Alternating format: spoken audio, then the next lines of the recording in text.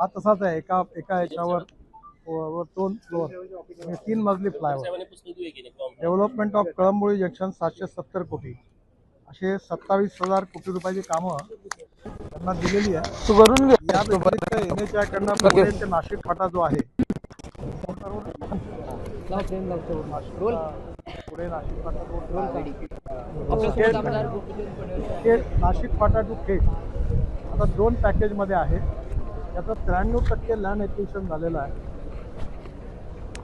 याचं पहिलं पॅकेज आहे नाशिक फाटा टू आळंदी फाटा, हा 4,403 कोटी रुपयाचा. आणि नंतर पॅकेज फ्रॉम आळंदी फाटा टू खेड हा जवळपास 3,398 कोटी रुपयाचा. हे 7,800 कोटी आहे.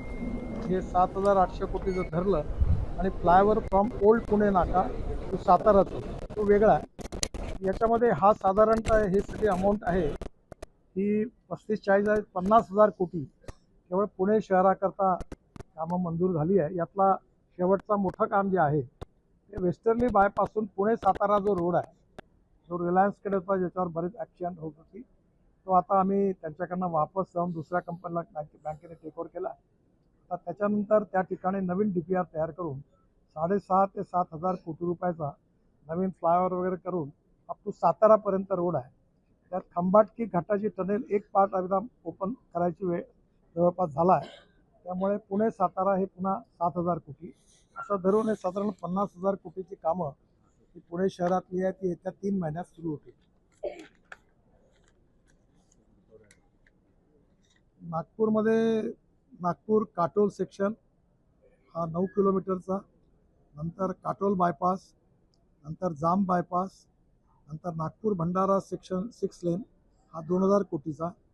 कन्स्ट्रक्शन ऑफ औत्राम घाट हा मराठवाड्यातला आहे, चाळीसगाव आणि औरंगाबाद संभाजीनगरच्या मध्ये.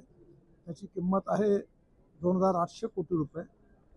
नंतर 4 laning of Taloda border to Taloda to Shahada हा 1,074 कोटी हाही मंजूर केलेला आहे. 4 laning of Taloda border section to Shahada झाला, हे 2 आहे. शिरपूरपर्यंत हा पुन्हा 1,404 म्हणजे एकंदर 2,500 कोटीचा हा प्रोजेक्ट आहे, तोही मंजूर झालेला. 4 laning of Taloda border section from Chopda to Yawal हा पुन्हा 1,245 कोटी रुपयाचा आहे. नंतर Taloda border section to Yavat to Raver MNH-MP border रावेरपर्यंत हा जवळपास 1,400 कोटी रुपयाचा आहे. आणि स्टँड अलोन प्रोजेक्ट 25 नंबर छोटे आहेत, मी माझ्या वेबसाईटवर टाकून देईन. असं हे 15,000 कोटीचे आहेत.